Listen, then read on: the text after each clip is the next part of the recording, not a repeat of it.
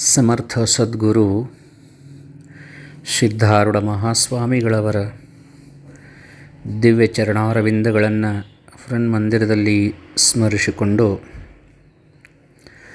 ಪುಣ್ಯದ ಲೆಕ್ಕ ಮಾಡಿರಿ ಅಕ್ಕ, ಬೇಕ್ಯಾತಾಕ ರೊಕ್ಕ, ಸಿದ್ಧಾರೂಢರೇ ಇರಾಕ ಪಕ್ಕ, ಇನ್ನೆಲ್ಲಿಯ ದುಃಖ.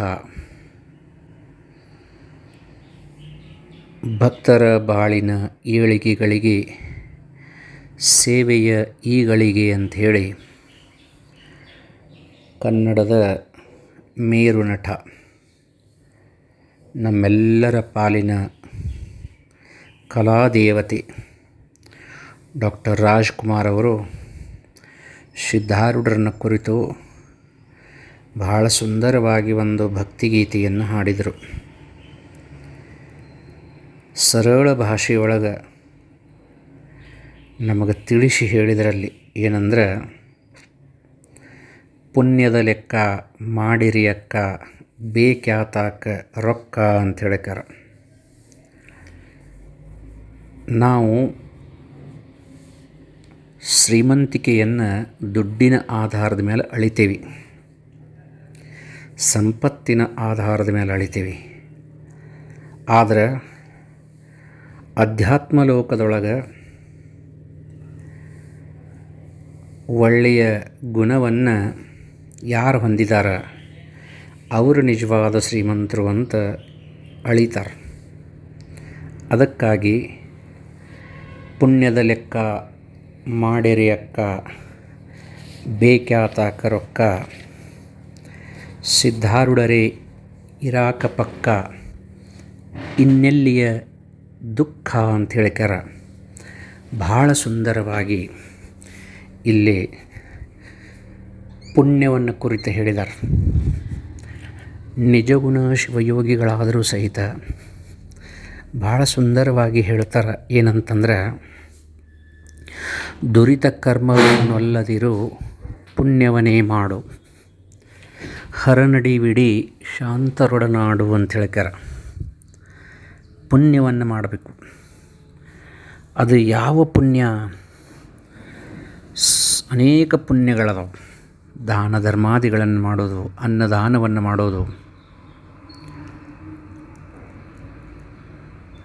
ತಂದೆ ತಾಯಿಗಳ ಗುರು ಹಿರಿಯರ ಸೇವೆಯನ್ನು ಮಾಡೋದು, ಹಿಂಗೆ ಅನೇಕ ಪುಣ್ಯದ ಮಾರ್ಗಗಳದಾವೆ. ಯಾವುದಾದ್ರೂ ಒಂದು ಮಾರ್ಗವನ್ನು ಹಿಡಿದು ಪುಣ್ಯವನ್ನು ಗಳಿಸಬೇಕು.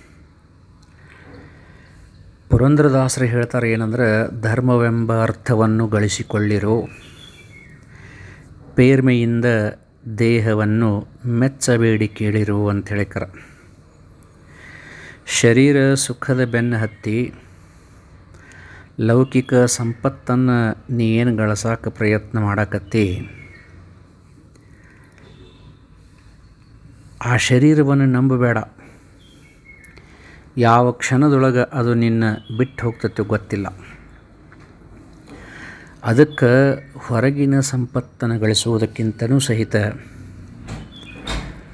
ಧರ್ಮ ಅನ್ನುವ ಸಂಪತ್ತನ್ನು ಗಳಿಸಬೇಕು ಅಂಥೇಳಿ ಧರ್ಮದ ಒಂದು ವಿಚಾರವನ್ನು ಕುರಿತು ಬಹಳ ವಿಶೇಷವಾಗಿ ಅಲ್ಲಿ ಪುರಂದರದಾಸರನ್ನು ಸಹಿತ ವಿಶೇಷವಾಗಿ ಹೇಳ್ತಾರೆ.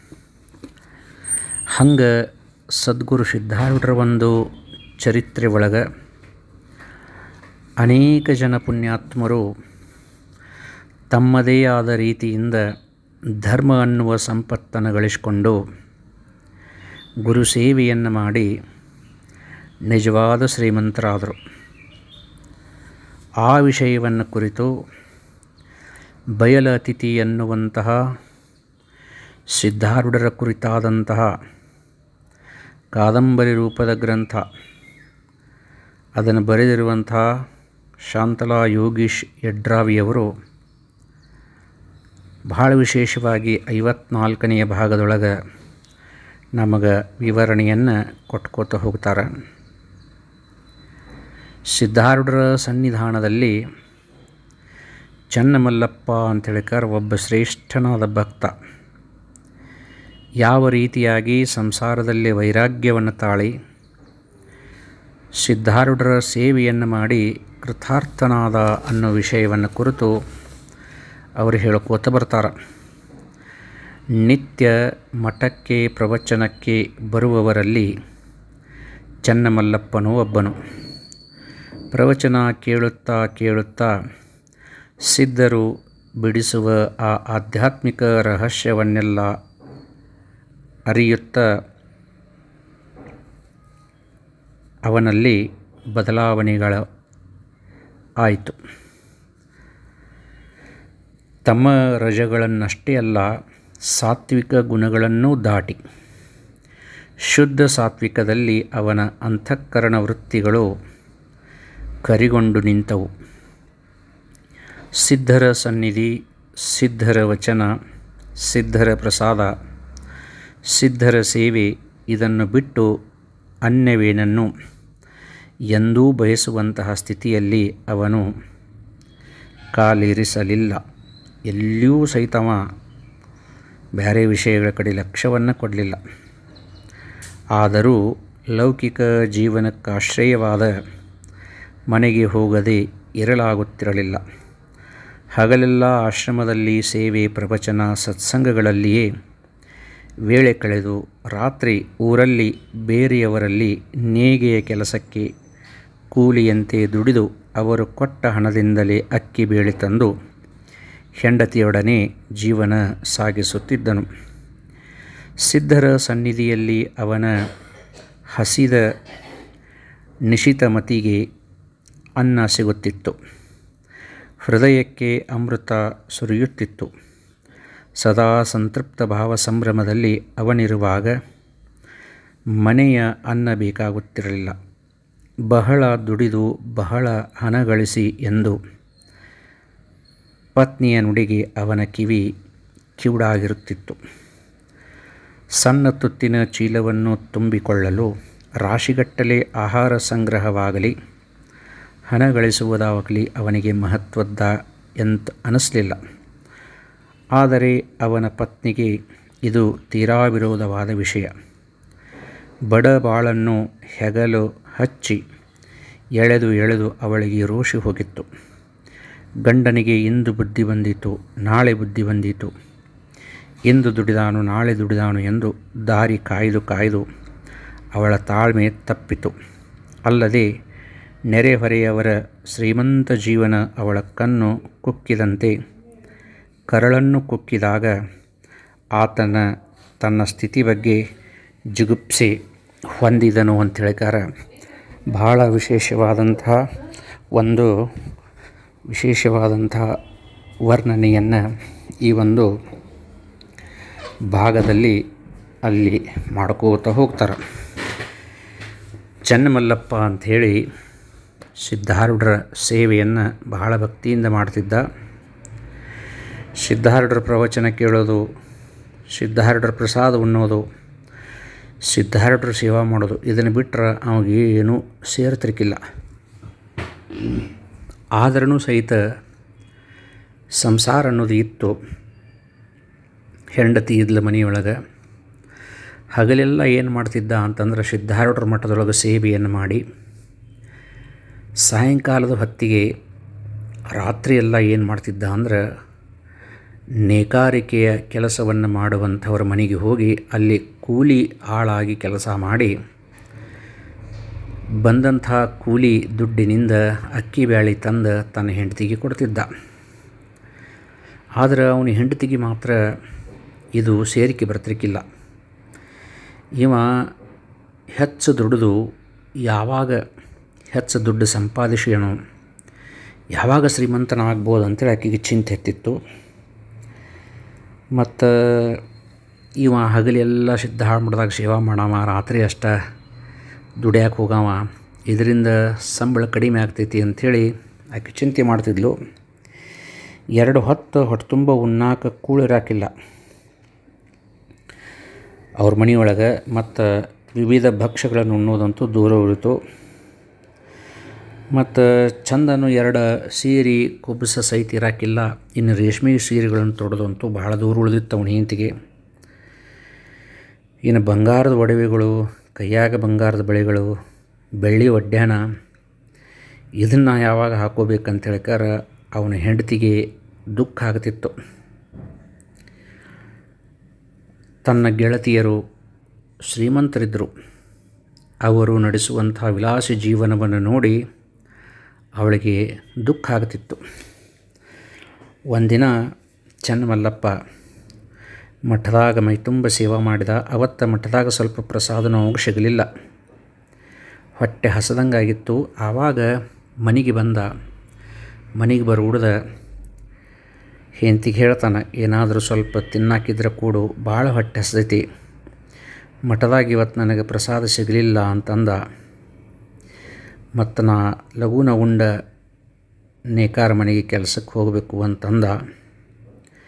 ಆವಾಗ ಹೆಂಡತಿಗೆ ಮೊದಲ ರೋಷ್ ಹೋಗಿದ್ಲು, ಸಿಟ್ಟು ಬಂತಕಿ. ಏನಂದ್ರೆ, ಮಠಕ್ಕೆ ಹೋಗಿ ಕೊಂಡ್ರು ಮನ್ಯಾಗ ನಿನಗೆಲ್ಲ ತಿನ್ನಕ್ಕೆ ಸಿಗತೈತಿ, ಹಗಲಿ ದುಡ್ಯಾಕೆ ನಿನಗೇನು ದಾಡಿ, ಕೇಳಾಕ ನಿನಗೆ ನಾಚಿಕೆ ಬರೋದಿಲ್ಲನ, ಏನಾರು ತಿನ್ನಕ್ಕೆ ಕೊಡಂಥೇಳಿ. ಹೋಗಲಿ, ಇವತ್ತು ನಿನಗೆ ಬುದ್ಧಿ ಬಂದಿತ್ತು, ನಾಳೆ ನಿನಗೆ ಬುದ್ಧಿ ಬಂದಿತ್ತು ಅಂಥೇಳಿ ನಾ ಎಷ್ಟು ತಡೆದ್ರೂ ಸಹಿತ ನಿನಗೆ ಬುದ್ಧಿ ಬರಲಿಲ್ಲ. ನೀ ಮೈ ಮುರಿದು ದುಡಿಯವಾಗ ಮತ್ತು ನನ್ನ ಗೆಳತಿಯರ ಹಂಗೆ ನಾ ಸುಖ ಅನುಭವಿಸೋದು ಯಾವಾಗ, ಬಂಗಾರದ ದಾಗಿನ ಹಾಕ್ಕೊಳ್ಳೋದು ಯಾವಾಗ, ಹೊಟ್ಟೆ ತುಂಬ ಊಟ ಮಾಡೋದು ಯಾವಾಗ, ರೇಷ್ಮೆ ಸೀರೆ ಉಡೋದು ಯಾವಾಗ ಅಂಥೇಳಿ ಸಿಕ್ಕಾಪಟ್ಟಿ ಅವನು ಬೇಯಾಕತ್ಲಕ್ಕೆ.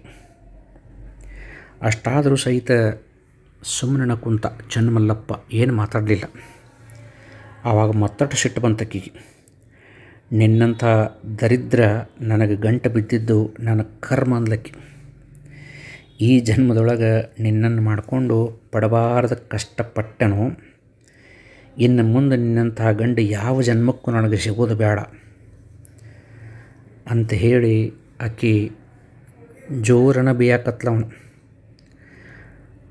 ಆವಾಗ ಚನ್ನಮಲ್ಲಪ್ಪಗೆ ತನ್ನ ಹೆಂಡತಿ ಮಾತನಾಡುವಂಥ ಪ್ರತಿಯೊಂದು ಚುಚ್ಚು ಮಾತನ್ನು ಸಹಿತ ಚಾಟಿ ಏಟಿನಂಗೆ ಪೆಟ್ಟು ಬೀಳಾಕತ್ತು ಅಂತ ನೋಡ್ರಿ. ನಿನ್ನಂಥ ದರಿದ್ರನ ಮದುವೆ ಮಾಡ್ಕೊಳ್ಳೋ ಬದಲಿ ಒಬ್ಬ ಶ್ರೀಮಂತನನ್ನು ಮದುವೆ ಮಾಡ್ಕೊಂಡಿದ್ರೆ ನಾ ಸುಖವಾಗಿರ್ತಿದ್ನಿ ಅಂದ್ಲು. ಆವಾಗ ಮತ್ತು ನೀ ಬೇರೆದವ್ರನ್ನ ಮಾಡ್ಕೋಬೇಕಾಗಿತ್ತು, ನಾ ಏನು ನಿನ್ನ ಕಟ್ಟಿ ಹಾಕಿದ್ದೇನ ಅಂತ ಹೇಳಿಕಾರ ಚನ್ನಮಲ್ಲಪ್ಪ ಒಂದು ಮಾತಂದ. ನೀ ಯಾಕೆ ಮಾಡ್ಕೊಂಡೆಯೋ ಬಾವ, ನೀ ಸನ್ಯಾಸಾಯಿಗೆ ಹೋಗಬೇಕಾಗಿತ್ತು, ಯಾವುದಾರು ಒಂದು ಮಠ ಸೇರಬೇಕಾಗಿತ್ತು. ಅದನ್ನು ಬಿಟ್ಟು ಈಗ ನನಗೆ ಶ್ರೀಮಂತನ ಮದುವೆ ಮಾಡ್ಕೊ ಅಂತ ಹೇಳ್ತೀನ ಅಂತ ಹೇಳಿಕಾರ ಮತ್ತಷ್ಟು ರೊಚ್ಚಿಗೆದ್ದು ಬೇಯಾಕತ್ಲು.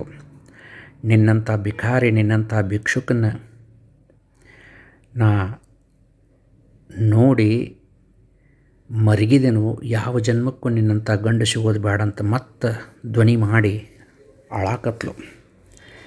ಆವಾಗ ಚನ್ನಮಲ್ಲಪ್ಪನ ವೈರಾಗ್ಯದ ಕಣ್ಣುಗಳ ತೆರೆದು ಅಂತ ನೋಡ್ರಿ. ಮತ್ತು ತಾನು ತನ್ನದು ಮಡದಿ ಮಕ್ಕಳು ಮಮತೆ ಮೋಹ ಎಲ್ಲವೂ ಮಿಗಿ ಮಿಗಿ ತಿರುಗಿ ಕೈ ಬಿಟ್ಟಂಗೆ ಅನಿಸಕತ್ತು.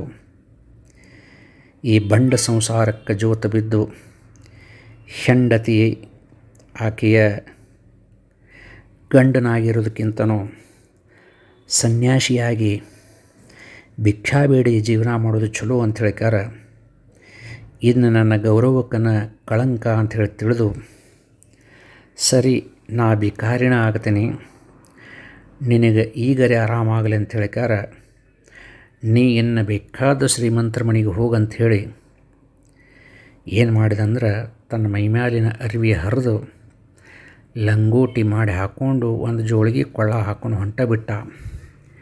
ಹೆಂಡತಿಗೆ ಅನ್ನಿಸ್ತು, ಇವ ಸುಳ್ಳ ನಾನು ಹೆದರ್ಸಾಕೆ ಮಾಡತ್ತಾನಂತ ಸುಮ್ಮನೆ ಕುಂತ್ಲಕ್ಕಿ.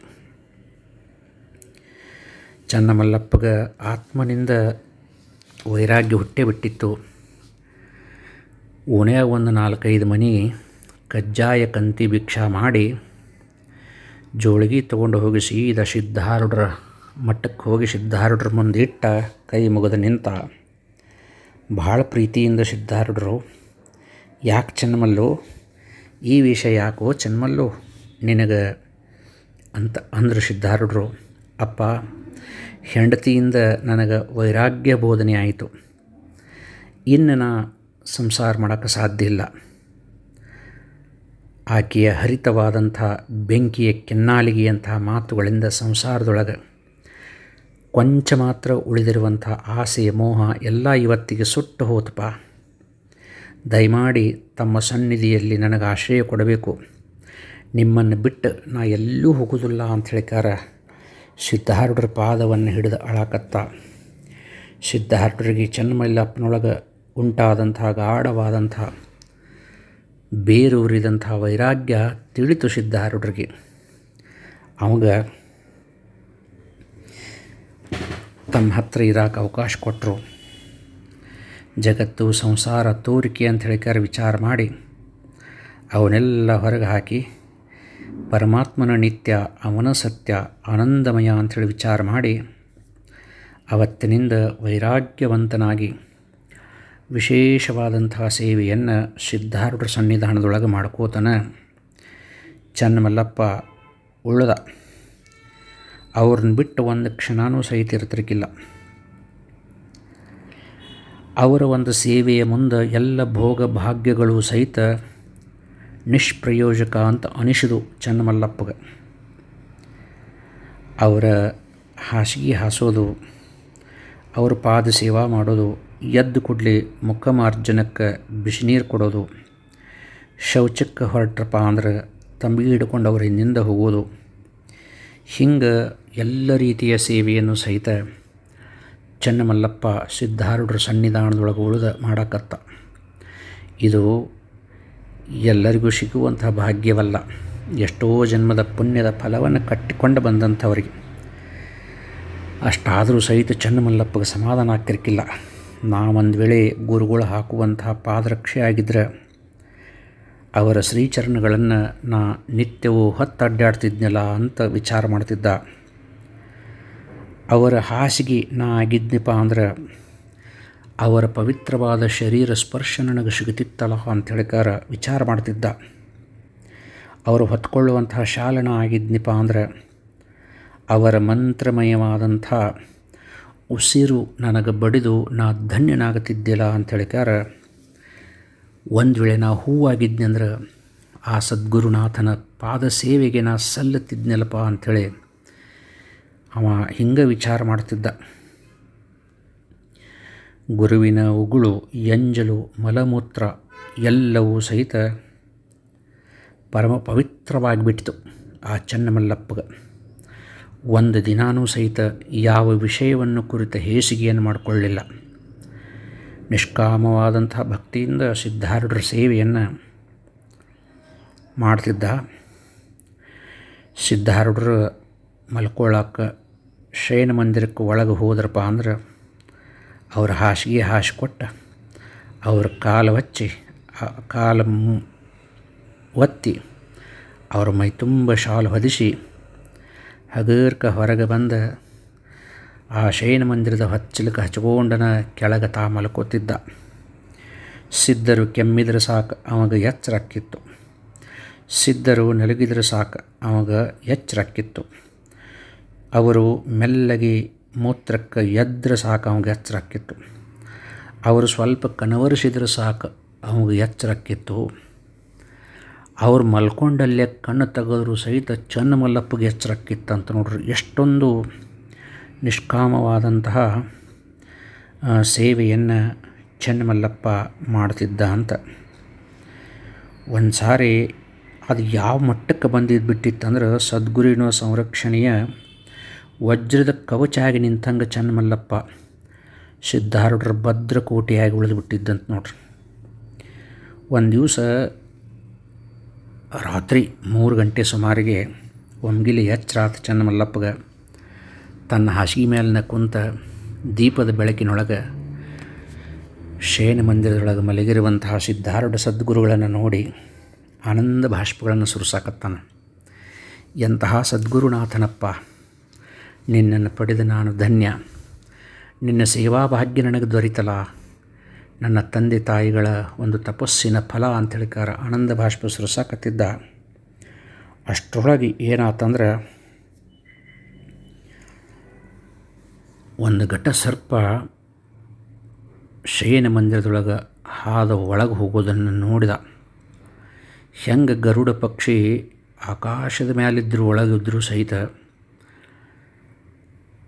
ಭೂಮಿಯ ಕಂದಕದೊಳಗಿರುವಂಥ ಒಂದು ಸರ್ಪವನ್ನು ನೋಡಿದರೆ ಹೆಂಗೆ ಅಲ್ಲಿಂದ ಅದರ ಮ್ಯಾಲನ ಹೆಂಗೆ ಜಿಗಿತಿತ್ತು ಹಂಗೆ ಅವ ಏನು ಮಾಡಿದ ಅಂದ್ರೆ ನೇರವಾಗಿ ಆ ಘಟಸರ್ಪವನ್ನು ಗಟ್ಟಿಯಾಗಿ ಹಿಡಿದು ಅದನ್ನು ಏನು ಮಾಡಿದ ಅಂತಂದ್ರೆ ಹೊರಗಡೆ ಜಗ್ಗಿ ತಗೊಂಡು ಬಂದ. ಆವಾಗ ಆ ಘಟಸರ್ಪಕ್ಕೆ ಕ್ರೋಧ ಹೆಚ್ಚಾಗಿ ಅವನ ಕೈಗಳನ್ನೆಲ್ಲ ಸುತ್ತುವಂಥದ್ದು. ಅವನ ಕೈಗೆ ಸುತ್ತಕೊಂಡು ಅವನ ಕೈಗೆ ಕಚ್ಚಾಕತ್ರನೂ ಸಹಿತ ಅವ ಬೆದರಲಿಲ್ಲ, ಬೆಚ್ಚಲಿಲ್ಲ, ಗಲ್ಬಿ ಮಾಡಲಿಲ್ಲ, ಹೆದರಿ ಓಡಲಿಲ್ಲ, ಮತ್ತು ಹೆಚ್ಚು ಸಪ್ಪಳ ಮಾಡಲಿಲ್ಲ. ಸದ್ಗುರುವಿನ ಒಂದು ನಿದ್ರಾಭಂಗವಾಗ್ತೈತೆ ಅಂತೇಳಿ ತಿಳಿದು ಅದು ಎಷ್ಟು ಹೊಳ್ಳಿ ಕಚ್ಚಿದ್ರೂ ಸಹಿತ ಸಪ್ಪಳ ಮಾಡಲಾರ್ದ ಅದನ್ನು ಹೊರಗಡೆ ತೊಗೊಂಡು ಹೋಗಿ ಆ ಹಾವನ್ನು ಚೆಲ್ಲಿ ಏನು ಮಾಡಿದ ಅಂತಂದ್ರೆ ಮತ್ತೆ ಬಂದು ತನ್ನ ಶಯ್ಯದ ಮೇಲೆ ಮಲಗಿದ. ಆದರೆ ಸರ್ಪದ ತೀಕ್ಷ್ಣ ವಿಷ ಆತನ ದೇಹವನ್ನು ವ್ಯಾಪಿಸಿತು.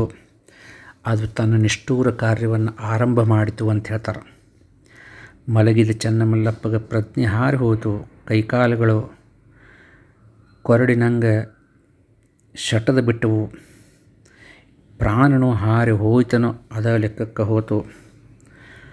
ಮತ್ತು ಸುಸುಪ್ತಿಯ ಸುಖದೊಳಗೆ, ಆತ್ಮಸುಖದೊಳಗೆ, ಸರ್ವಜೀವಿಗಳ ಸುಖದಲ್ಲಿ, ಭಕ್ತರ ಭಕ್ತಿಯ ಸುಖದಲ್ಲಿ ಮುಳುಗಿದಂತಹ ಸಿದ್ಧರಿಗೆ ತಟ್ಟನ ಎಚ್ಚರಾತು ಅಂತ ಹೇಳ್ತಾರೆ. ಸಿದ್ಧಾರೂಢರು ಎಚ್ಚರಾದರೂ ಸಹಿತ ಚೆನ್ನಮಲ್ಲಪ್ಪ ಏಳಲಿಲ್ಲ. ಸಿದ್ಧಾರೂಢರು ಎದ್ದು ಪಲ್ಲಂಗಿನ ಮೇಲೆ ಕುಂತರೂ ಸಹಿತ ಚೆನ್ನಮಲ್ಲಪ್ಪ ಏಳಲಿಲ್ಲ. ಚೆನ್ನಮಲ್ಲೋ ಅಂತ ಹೇಳಿಕಾರ ಸಿದ್ಧಾರೂಢರು ಕರೆದರೂ ಸಹಿತ ಚೆನ್ನಮಲ್ಲಪ್ಪ ಏಳಲಿಲ್ಲ. ಆವಾಗ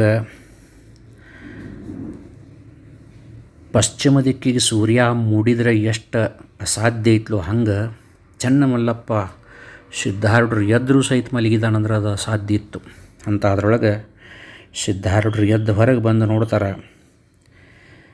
ಒಂದು ಕ್ಷಣ ತಟಸ್ಥರಾಗಿ ನಿಂತರು. ಅವನನ್ನು ಅಲಗಾಡಿಸಿದರು.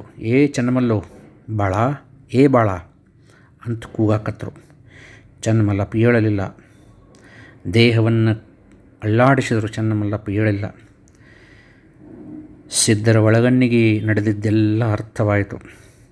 ಸರ್ಪದಿಂದ ನನ್ನನ್ನು ಉಳಿಸಲು ಹೋಗಿ ತಾನು ಬಲಿಯಾಗಿರುವನು. ಈತನನ್ನು ಸಾಯಲಿಕ್ಕೆ ಬಿಟ್ಟರೆ ಭಕ್ತರಕ್ಷಕನೆಂಬ ಬಿರುದು ವ್ಯರ್ಥವಾಗುತ್ತದೆ, ಅರ್ಥಹೀನವಾಗುತ್ತದೆ. ಸದ್ಗುರು ಸದಾ ಭಕ್ತರಕ್ಷಕನೆಂಬುದನ್ನು ಮನದಟ್ಟು ಮಾಡಿಕೊಡಬೇಕು. ಈ ವೇದವಾಣಿ ಸುಳ್ಳಾಗಬಾರದು ಎಂದುಕೊಂಡು ಸಿದ್ಧರು ಚೆನ್ನಮಲ್ಲಪ್ಪನ ಹಾಸಿಗೆಯ ಹತ್ತಿರ ಕುಳಿತು ಅವನ ತಲೆಯನ್ನು ತಮ್ಮ ತೊಡೆಯ ಮೇಲೆ ಇರಿಸಿಕೊಂಡು ಓಂ ನಮಃ ಶಿವಾಯ ಎಂದು ಮೆಲ್ಲನೆ ತಮ್ಮ ಪರುಷ ಹಸ್ತವನ್ನು ಚೆನ್ನಮಲ್ಲಪ್ಪನ ಮೇಲೆ ಆಡ್ಸಾಕತ್ರು. ಆವಾಗ ಆರಿ ಹೋಗಿದ್ದಂಥ ಅವನ ಪ್ರಾಣಜ್ಯೋತಿ ಚೈತನ್ಯವೆರೆದು ಕುಡಿ ಚಾಚಿತು. ಅದೆಷ್ಟೋ ಹೊತ್ತಿನ ನಂತರ ಚೆನ್ನಮಲ್ಲಪ್ಪ ನಿದ್ರೆಯಿಂದ ಎದ್ದವರಂಗೆ ಎಚ್ಚರಾತು. ಕಣ್ಣು ತೆಗೆದು ನೋಡಿದ. ತನ್ನ ತಲೆ ಸದ್ಗುರುನಾಥನ ತೊಡಿ ಮೇಲೆ ಇದ್ದಿದ್ದನ್ನು ನೋಡಿದ. ಇದು ನಿಜಾನೋ ಕನಸು? ಇನ್ನೂ ಸ್ವಲ್ಪ ಹೊತ್ತು ಅಪ್ಪನ ತೊಡಿ ಮೇಲೆ ಹಿಂಗೆ ಮಲ್ಕೋಬೇಕಂತ ಸುಮ್ಮನೆ ಮತ್ತೆ ಮಲ್ಕೊಂಡ. ಆವಾಗ ಚೆನ್ನಮಲ್ಲೋ ಭಾಳ ಎಚ್ಚರ ಆಯ್ತೇ ಅಂತ ಸಿದ್ಧಾರೂಢರು ಕೇಳಿದರು. ಭಾಳ ಅಂತ ಏನು ಕಿವಿ ಮೇಲೆ ಚೆನ್ನಮಲ್ಲಪ್ಪನ ಕಿವಿಗೆ ಬಿತ್ತು. ಆಹಾಹಾ, ಎಂಥ ಆನಂದ ಈ ನುಡಿ! ನಮ್ಮಪ್ಪ ನನ್ನನ್ನು ಭಾಳ ಅಂತ ಕರೆಯಕತ್ತಾನ, ಭಾಳ ಹೇಳುವುದಿಲ್ಲೇನೋ ಅಂತಂದರು ಸಿದ್ಧಾರೂಢರು. ತಟ್ಟನ ಚೆನ್ನಮಲ್ಲಪ್ಪ ಎದ್ದು ಕುಳಿತು ಸಿದ್ಧಾರೂಢರ ಶ್ರೀಚರಣಕ್ಕೆ ನಮಸ್ಕಾರ ಮಾಡಿದ. ಅಪ್ಪ, ನನ್ನಿಂದ ಇಂದು ಒಂದು ಪ್ರಮಾದವಾಯಿತು, ತಪ್ಪಾಯಿತು, ನನ್ನನ್ನು ಕ್ಷಮಿಸಬೇಕು ಅಂತ ಕೇಳಿದ. ಆವಾಗ ಸಿದ್ಧಾರೂಢರು ಅಂದರು, ಯಾವ ಪ್ರಮಾದ ಆತಪ್ಪ, ಏನು ತಪ್ಪಾತು ಅಂತ ಕೇಳಿದರು. ನೀವು ಹೇಳೋಕ್ಕಿಂತ ಮೊದಲು ನಾ ಹೇಳ್ಬೇಕಾಗಿತ್ತು, ಆದರೆ ಇವತ್ತು ನೀವು ಎದ್ದ ಮೇಲೆ ನಾ ಎದ್ದೆ, ನನ್ನನ್ನು ಕ್ಷಮ ಮಾಡಿರಿ ಅಂತಂದ. ಆವಾಗ ಅಪ್ಪ ಗಾಢ ನಿದ್ರೆ ಹತ್ತಿತ್ತು. ಒಂದು ಸ್ವಪ್ನ ಕಂಡ್ನಿ. ಯಮ ನನ್ನ ಕೊರಳಾಗ ಉರ್ಲು ಹಾಕಿ ನನ್ನನ್ನು ಕರ್ಕೊಂಡು ಹೊಂಟಿದ್ದ.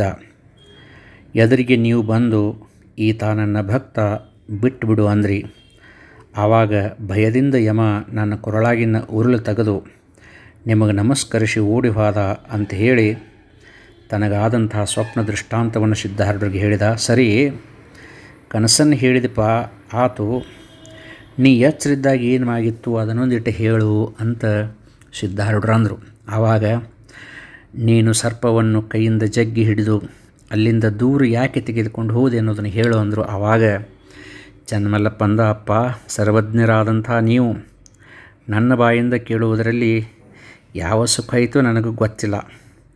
ಈ ಶರೀರ ನಿನ್ನದೇ ಇದ್ದು ನೀನೇ ರಕ್ಷಿಸಿರುವಿ, ಭಕ್ತ ರಕ್ಷಕನೆಂಬ ಬಿರುದನ್ನು ಸತ್ಯ ಮಾಡಿದಿ ಅಂಥೇಳಿ ಚನ್ನಮಲ್ಲಪ್ಪ ಏನು ಮಾಡಿದ ಅಂತಂದರೆ ಸಿದ್ಧಾರೂಢರ ಪಾದಕ್ಕೆ ನಮಸ್ಕರಿಸಿ ಆನಂದ ಭಾಷ್ಪಗಳನ್ನು ಸುರಿಸಿ, ಸದ್ಗುರುನಾಥ ನಿನ್ನನ್ನು ಪಡೆದು ನಾನು ಧನ್ಯ ಧನ್ಯ ಅಂಥೇಳಿ ಚನ್ನಮಲ್ಲಪ್ಪ ಸಂತೋಷ ಪಡಕತ್ತ. ಮುಂದೆ ಯಾವ ಮಟ್ಟಕ್ಕೆ ಹೋದಪ್ಪ ಅಂದ್ರೆ, ಒಂದು ಸಾರಿ ಮಧ್ಯರಾತ್ರಿ ಸಿದ್ಧಾರೂಢರಿಗೆ ಮೂತ್ರ ವಿಸರ್ಜನೆಗೆ ಹೋಗಬೇಕಾಗಿತ್ತು. ಸಿದ್ಧಾರೂಢರನ್ನು ಕರ್ಕೊಂಡು ಹೋಗಿದ್ದ ಪ್ರತಿನಿತ್ಯವೂ ಸಹಿತ. ಅವತ್ತು ಸ್ವಲ್ಪ ಸಿದ್ಧಾರೂಢರು ಅಶಕ್ತವಾಗಿದ್ದರು. ಆವಾಗ ಚನ್ನಮಲ್ಲಪ್ಪ ಹೇಳ್ತಾನೆ, ಯಪ್ಪ ಇವತ್ತು ಹೊರಗೆ ಹೋಗೋದು ಬೇಡ್ರಿ, ಇಲ್ಲೇ ಪಾತ್ರೆ ಹಿಡಿದ್ದೀನಿ, ಈ ಪಾತ್ರೆಯಲ್ಲಿ ಮೂತ್ರ ವಿಸರ್ಜನೆ ಮಾಡಿರಿ, ಅದನ್ನು ಹೊರಗೆ ಒಯ್ದು ಚೆಲ್ಲಿ ಬರ್ತೀನಿ ಅಂತಂದ. ಸಿದ್ಧಾರೂಢರು ಮೂತ್ರ ವಿಸರ್ಜನೆ ಮಾಡಿದರು. ಚನ್ನಮಲ್ಲಪ್ಪ ಪಾತ್ರೆ ಹಿಡಿದಿದ್ದಿಲ್ಲ, ತನ್ನ ಬಾಯಿಯನ್ನು ತಕ್ಕೊಂಡು ಕುಂತಿದ್ದ ಅಂತ ಹೇಳ್ತಾರೆ. ಅದೆಂತಹ ಗುರುವಿನ ಮೇಲೆ ನಿಷ್ಕಾಮವಾದಂತಹ ಭಕ್ತಿ. ಅಲ್ಲಿ ಹೇಳ್ತಾರೆ, ಈ ಬಯಲ ಅತಿಥಿ ಆರಂಭ ಆಗಿದ್ದನ ಕಲ್ಕತ್ತಾ ಸಾಧುಗಳ ಮುಂದೆ ಹುಬ್ಬಳ್ಳಿಯ ಒಬ್ಬ ಪುಣ್ಯಾತ್ಮರು ಹೇಳುತ್ತಿರುವಂಥ ಕತೆ. ಈ ಕತೆ ಕೇಳಿದಾಗ ಆ ಕಲ್ಕತ್ತೆಯ ಸಾಧುಗಳ ಕಣ್ಣೊಳಗೆ ನೀರು ಬಂತಂತ.